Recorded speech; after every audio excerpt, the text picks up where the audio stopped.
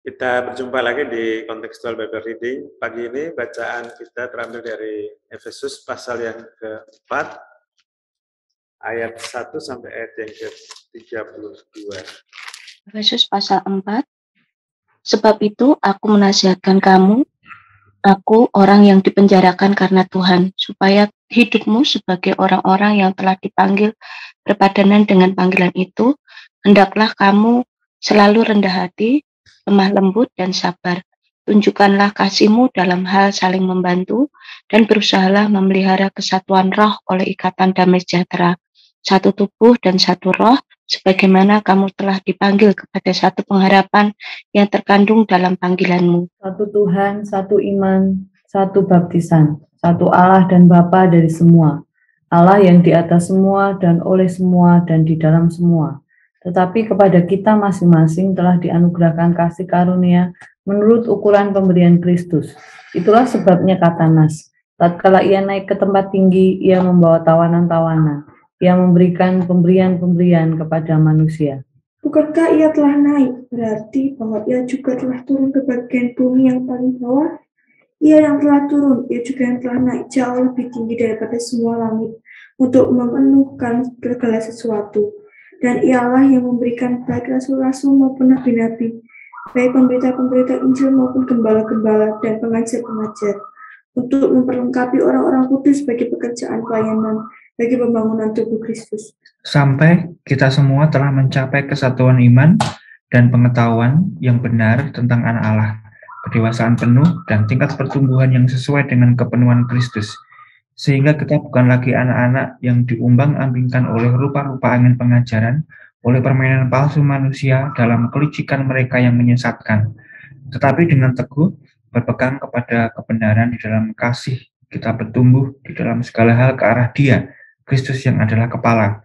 Daripadanya lah seluruh tubuh yang rapi tersusun dan diikat menjadi satu oleh pelayanan semua bagiannya sesuai dengan kadar pekerjaan tiap-tiap anggota, menerima pertumbuhannya dan membangun dirinya dalam kasih. Sebab itu kukatakan dan kutegaskan ini kepadamu di dalam Tuhan. Jangan hidup lagi sama seperti orang-orang yang tidak mengenal Allah dengan pikirannya yang sia-sia dan pengertiannya yang gelap, jauh dari hidup persekutuan dengan Allah, karena kebodohan yang ada di dalam mereka dan karena kedegilan hati mereka. Perasaan mereka telah tumpul sehingga mereka menyerahkan diri kepada hawa nafsu dan mengerjakan dengan serakah segala macam kecemaran.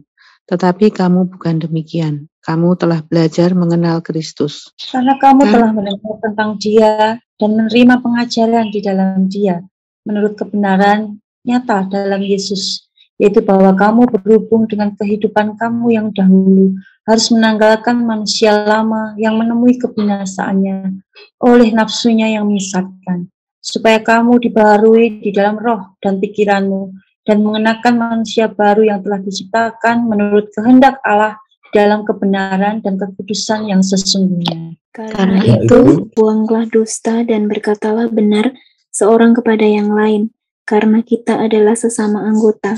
Apabila kamu menjadi marah, janganlah kamu berbuat dosa.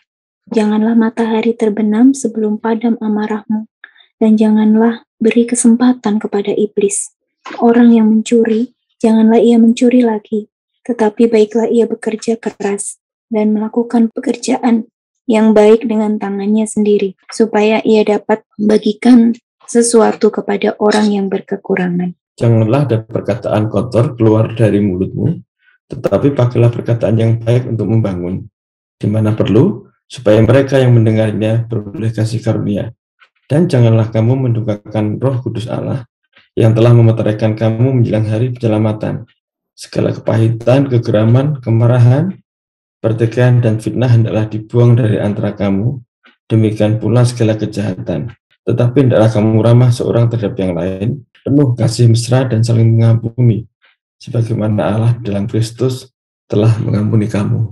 Ya, terima kasih. Bacaan kita hari ini dapat kita kelompokkan beberapa pikiran. Ayat 1 dan 2, Rasul Paulus mengajak semua jemaat Efesus untuk hidup sesuai dengan atau hidup sepadan dengan panggilannya. Dikatakan di sana, aku menasihatkan kamu, supaya hidupmu sebagai orang-orang yang telah dipanggil berpadanan dengan panggilan itu. Dan ini diwujudkan dengan sikap hidup yang tepat, yang seharusnya nyata dalam kehidupan sebagai orang yang sudah dipanggil dari gelap pada terang, itu dengan rendah hati satu terhadap yang lain, lemah lembut, sabar, dan mewujud nyatakan kasih dengan saling melayani satu terhadap yang lainnya. Nah, ini yang menjadi nyata dalam praktik hidup orang-orang percaya. Di dalam ayat yang ketiga sampai ayat 7, kemudian Paulus menyatakan tentang dasar untuk hidup bersama, yaitu hakikatnya satu tubuh Kristus, ya. Karena semua orang percaya satu tubuh Kristus, maka untuk hidup bersama dengan benar, dengan baik, dan penuh tanggung jawab, orang percaya harus menyadari sungguh-sungguh bahwa sesungguhnya ada sebuah dasar bersama yang menyatukan sesama anggota tubuh Kristus, yaitu semuanya itu diikat oleh satu tubuh, satu roh, demikian juga satu Tuhan, satu iman, satu baptisan, satu Allah dan Bapa dari semua, Allah yang di atas semua dan oleh semua dan di dalam semua. Nah, ini yang harus dihayati sungguh-sungguh sehingga praktik hidup sebagai orang yang sudah dipanggil itu betul-betul berpadanan dengan panggilan itu. Karena dengan iman pada Kristus Yesus sebagai Tuhan dan Juru Selamat, maka tidak ada lagi perbedaan antara Yahudi dan non-Yahudi. Pasal 3 kemarin kita sudah merenungkan bersama rahasia panggilan orang Yahudi maupun non-Yahudi, dan dengan menyadari sungguh-sungguh akan dasar kebersamaan sebagai satu tubuh Kristus, maka tidak ada lagi perlakuan, sikap, tingkah laku yang mencoba memilah-milah atau memilih-milih berdasarkan latar belakang apapun itu, karena semuanya adalah satu tubuh Kristus, dan itulah yang harus diwujud nyatakan dalam praktik hidup sebagai orang-orang yang sudah dipanggil dari gelap pada yang terang.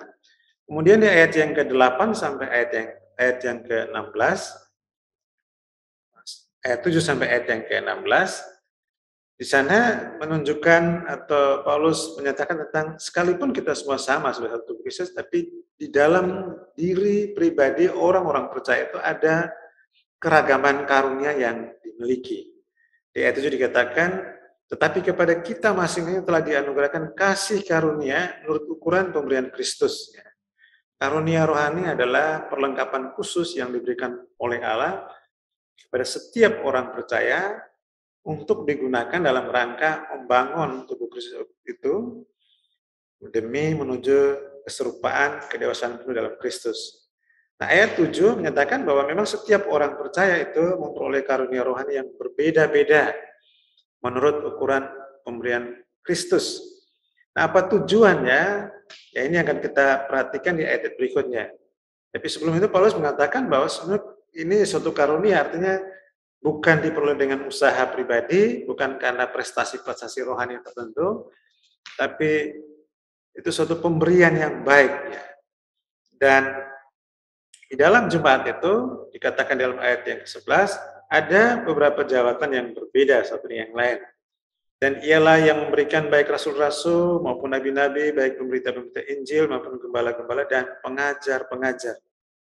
Jadi secara khusus disebutkan beberapa jabatan itu, dan semuanya atau keragaman karunia-karunia itu dimaksudkan untuk saling memperlengkapi satu terhadap yang lain. Ayat 12 dikatakan untuk memperlengkapi orang-orang kudus bagi pekerjaan pelayanan, bagi pembangunan tubuh Kristus. Jadi semua orang percaya harus menyadari sungguh-sungguh bahwa arena untuk pemuridan itu, arena pertumbuhan rohani itu adalah dalam jemaat, dan dalam kerangka itu Allah memberikan kepada setiap orang percaya karunia-karunia rohani yang berbeda, termasuk beberapa jabatan yang tadi disebut, dalam kerangka bukan untuk disaing-saingkan atau dibanding-bandingkan, tetapi untuk saling melayani satu dengan yang lain demi pembangunan tubuh Kristus, dengan goalnya adalah sampai kita semua, sampai semua orang percaya dengan latar belakang Yahudi maupun non-Yahudi, latar belakang apapun juga, semuanya itu karena saling melayani berbasis karunia rohani yang beragam itu, sampai semuanya itu mencapai kesatuan iman, pengetahuan yang benar tentang anak Allah, kedewasaan penuh, dan tingkat pertumbuhan yang sesuai dengan kepenuhan Kristus. Ya, secara positif dikatakan seperti itu. Lalu ayat 14 dikatakan mampu untuk menghadapi gelombang atau ombang-ambingan angin rupa-rupa angin pengajaran dan tipu musyiat iblis, jadi punya kemampuan rohani untuk menyikapi tipu musyiat iblis, rupa-rupa angin pengajaran palsu dan sebagainya. Dan dalam segala situasi dan kondisi tetap teguh berpegang pada kebenaran dan bertumbuh ya di dalam segala hal karena dia Kristus yang adalah kepala. Tentu aspek-aspek pertumbuhan rohani bisa dideskripsikan cukup banyak atau beberapa di antaranya tentu aspek sikap, karakter, ya, kemudian aspek rohaninya, pikirannya, pola pikir, dan sampai kepada pola-pola pelayanan yang sesuai dengan kepenuhan Kristus itu. Jadi adanya karunia atau keragaman karunia rohani dalam tubuh Kristus dimaksudkan untuk saling melayani agar semua orang percaya itu bertumbuh dalam segala hal, segala aspek menuju ke Yesus dalam Kristus. Dan golden goal itu dinyatakan dalam ayat yang ke-16, daripadanya seluruh tubuh yang rapi tersusun dan diikat menjadi satu oleh pelayanan semua bagiannya. Ya, dalam terjemahan bahasa Inggris dikatakan sampai semua itu join together and compacted. Ya, jadi berjoin bersama-sama, bergabung bersama-sama, terajut satu dengan yang lain dan kompak. Kokoh teguh sesuai dengan kadar pekerjaan tiap-tiap anggota menerima pertumbuhannya dan membangun dirinya di dalam kasih.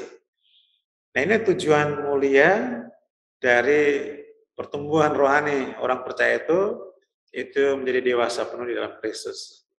Misalnya yang terkasih ayat 17 sampai ayat yang ke-32 ini Paulus kemudian mendorong semua orang percaya untuk hidup mengupayakan sebuah pertumbuhan iman sebagai wujud nyata dari kemanusiaan yang baru itu dengan terus-menerus diperbarui dalam aspek pola pikir, karakter, dan praktek hidup baru lainnya. Dan bisa ditemukan di ayat-ayat 17 sampai 19 dikatakan bahwa jangan lagi kamu hidup sama seperti orang tidak mengenal Allah dengan pola pikir yang sia-sia. Jadi perlu sebuah transformasi pada tataran kognitifnya dalam pola pikir. Demikian juga dan pengertian yang gelap, jauh dari hidup persekutuan dengan Allah, ini berkenaan dengan pola hidupnya dan praktek kesehariannya. Jangan hidup dalam kebodohan, kedegilan hati, dan perasaan yang tumpul, dan jangan menyerahkan diri kepada hawa nafsu, dan mengerjakan segala macam kecemaran. Jadi transformasi rohani itu haruslah terjadi berkenaan dengan aspek pola pikir, karakter, dan juga praktik hidup secara nyata dalam berbagai aspek kehidupan. Dan itu dialami atau menjadi sebuah kenyataan apabila semua orang percaya, ayat yang ke-20 dikatakan, belajar mengenal Kristus dan terus mau belajar mengenal Dia dan mengalami pembaruan dari hari ke hari, ayat 23. Supaya kamu dibarui di dalam rohmu dan pikiranmu, dan mengenakan manusia baru yang telah diciptakan menurut kehendak Allah di dalam kebenaran dan kekudusan yang sesungguhnya. Jadi secara nyata semua orang percaya, orang Efesus dan tentu semua orang percaya di seluruh muka bumi ini, agar setiap hari belajar mengenal Dia lebih dan lebih lagi dan mengalami transformasi rohani, baik itu terkait dengan pola pikirnya, karakternya, maupun praktik-praktik hidup yang nyata itu, sehingga betul-betul hidup orang percaya itu pantas atau layak di hadapannya, berpadanan dengan panggilan yang sudah ditetapkan oleh Allah dalam Kristus. Beberapa aspek praktis yang perlu nyata dalam hidup orang percaya itu sebagai hasil dari transformasi hidup, yaitu dinyatakan dalam ayat 25 sampai ayat yang ke-32. Karena itu buanglah dusta dan berkatalah benar seorang yang lain. Kemudian apabila kamu menjadi marah, janganlah kamu berbuat dosa. Janganlah matahari terbenam sebelum padam amarahmu. Lalu janganlah beri kesempatan pada iblis. Ayat 28, orang yang mencuri jangan lagi ia mencuri, tetapi ia bekerja keras dan melakukan pekerjaan yang baik dengan tangannya sendiri supaya ia dapat membagikan sesuatu pada orang yang berkekurangan. Jadi misalnya seseorang semulanya mencuri, yaitu kehidupan yang minus di hadapan Allah, mulai sebuah transformasi rohani, Dia bertobat, berhenti dari mencuri, tapi tidak hanya berhenti di situ, tapi ada sebuah progres rohaninya. Dia kemudian bekerja untuk mencukupkan kebutuhannya sendiri, tapi tidak hanya berhenti di situ, dia terus harus bekerja dengan sungguh-sungguh agar bisa menolong orang lain yang berkekurangan. Jadi from minus to hero, bukan sekedar to zero aja, tapi sampai seorang yang betul-betul menjadi berkat bagi orang yang berkekurangan. Dan pembalikan skala nilai seperti ini hanya bisa dihasilkan oleh sebab kedisiplinan rohani untuk terus diperbaharui dari hari ke hari dalam segala aspek hidup. Kemudian di ayat 29 berkenaan dengan penggunaan lidah, jangan ada perkataan kotor keluar dari mulutmu. Jadi orang percaya harus hidup dengan menggunakan lidahnya dengan benar, ya, tepat kontennya yang keluar dari mulutnya, lalu tepat tujuan untuk membangun, di mana perlu tepat sikon atau konteksnya, dan goalnya agar melalui kata-kata itu sesama yang berinteraksi itu memperoleh kasih karunia. Ayat 30, janganlah mendukakan roh Allah, dan dikatakan segala kepahitan, kegeraman, kemarahan, pertikaian, dan fitnah hendaklah dibuang dari antara kamu, demikian pula segala kejahatan. Dan bagian akhir sekali Paulus katakan, hendaklah kamu ramah seorang terhadap yang lain, penuh kasih mesra dan saling mengampuni, sebagaimana Allah dalam Kristus telah mengampuni kamu. Jadi dinamika karya Roh Kudus yang dialami sebagai bagian yang mengerjakan proses transformasi dalam hidup orang percaya, akan belum orang percaya untuk sungguh-sungguh mengalami transformasi karakter yang menjadikannya sebagai milik kepunyaan Tuhan, yang kehadirannya dan interaksi dengan sesama itu senantiasa mendatangkan berkat dan memuliakan nama Tuhan.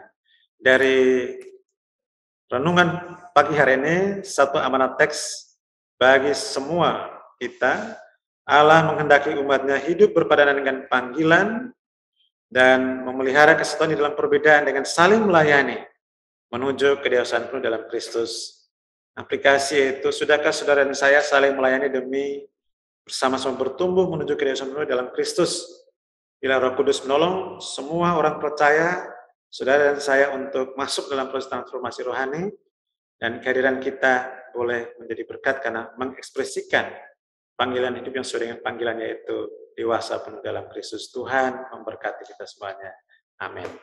Kita bersyukur kepada Tuhan karena di dalam Tuhan ada komitmen untuk terus berjalan di dalam kebenaran firman Tuhan. Kita terus bertumbuh, terus melayani Tuhan, dan hidup berpadanan dengan panggilan Tuhan. Kita akan pujikan Yesus kau kebenaran. Kita akan masuk di dalam doa.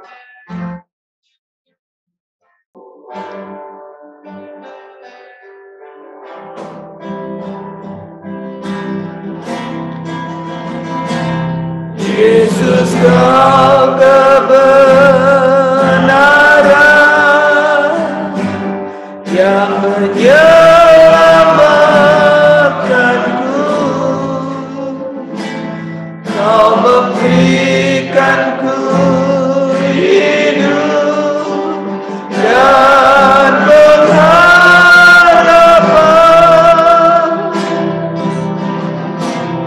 Ku ikut kehendakmu,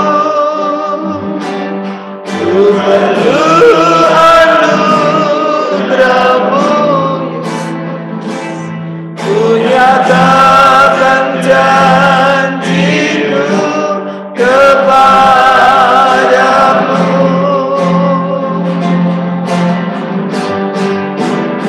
Kalau ku hidup bagimu, hatiku tetap menyembahmu. Dunia tak bisa menjauhkanku dari kasih-Mu. Selama ku hidup bagimu, aku tetap menyembahmu. Dunia tak bisa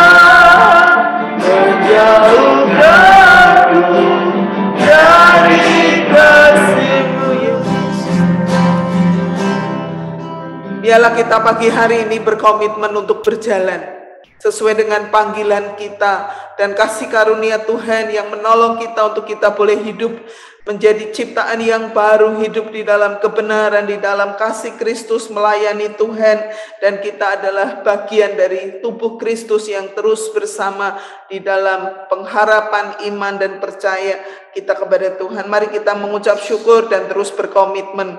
Bapa di surga, aku bersyukur kepadamu ya Tuhan.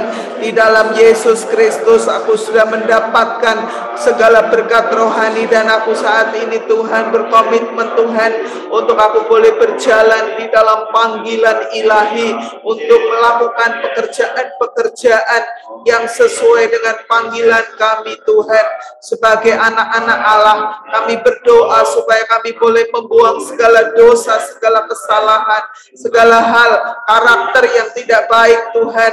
Kami mau serahkan kepada Tuhan, dan biarlah Roh Kudus dan firman-Mu yang memperbarui hidupku Tuhan setiap hari, setiap saat, untuk aku boleh Tuhan semakin memuliakan Tuhan, supaya kehidupan kami sebagai anak-anak Tuhan boleh terus memuliakan nama Yesus, terus menjadi berkat bagi banyak orang. Terima kasih ya Tuhan, terima kasih. Kami menyerahkan semuanya dalam tangan-Mu Yesus.